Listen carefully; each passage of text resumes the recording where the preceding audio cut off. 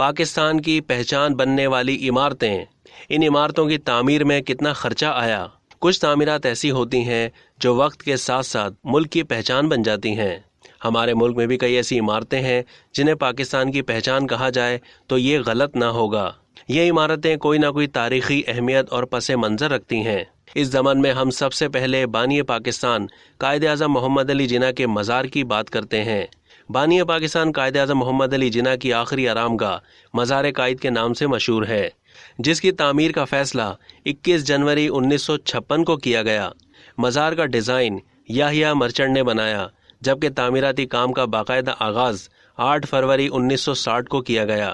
31 مئی 1966 کو مزار کا بنیادی ڈھانچہ مکمل ہوا اور 12 جون 1970 کو عمارت کو سنگ مرمر سے آراستہ کرنے کا کام پایہ تکمیل کو پہنچا۔ مزار کی تعمیر پر 1 کروڑ 48 لاکھ روپے کے اخراجات آئے۔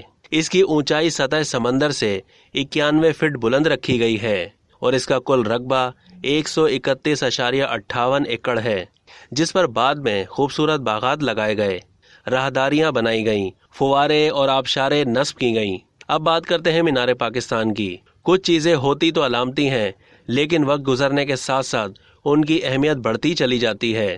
ایسی ہی ایک یادگار کا نام مینار پاکستان ہے۔ مینار پاکستان سے تحریک پاکستان کی خوشگوار جد و جہد سے بھرپور اور اس عہد کا احاطہ کی ہوئی یادیں وابستہ ہیں۔ مینار کی بلندی 196 فٹ ہے، جس کے اوپر جانے کے لیے 324 سیڑھیاں ہیں، جبکہ جدید لفٹ بھی نصب کی گئی ہے۔ مینار کا نچلا حصہ پھول کی پتیوں سے مشابہت رکھتا ہے اور اس کی سنگ مرمر کی دیواروں پر قرآن کی آیات، قائد اعظم محمد علی جناح اور علامہ اقبال کے اقوال اور بر صغیر کے مسلمانوں کی آزادی کی مختصر تاریخ موجود ہے۔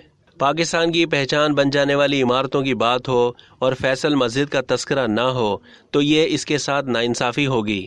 فیصل مسجد وفاقی دارالحکومت اسلام آباد میں قائم ایک عظیم الشان مسجد ہے، جسے جنوبی ایشیا کی سب سے بڑی مسجد ہونے کا اعزاز حاصل ہے۔ مسجد کا سنگ بنیاد اکتوبر 1976 میں رکھا گیا اور تکمیل 1987 میں ہوئی۔ شاہ فیصل مسجد کی تعمیر کی تحریک سعودی فرما روا شاہ فیصل بن عبدالعزیز نے 1966 کے اپنے دورہ اسلام آباد میں دی۔ 1969 میں ایک بین الاقوامی مقابلہ منعقد کرایا گیا، جس میں 17 ممالک کے 43 ماہر فن تعمیر نے اپنے نمونے پیش کیے۔ 4 روزہ مباحثے کے بعد ترکی کے ویدت کا پیش کردہ نمونہ منتخب کیا گیا۔ اب تک کے لیے اتنا ہی۔ مزید معلومات کے لیے ڈیلی جنگ کے یوٹیوب چینل کو سبسکرائب کرنا نہ بھولیے اور فیس بک کے پیج کو بھی لائک کرنا نہ بھولیے۔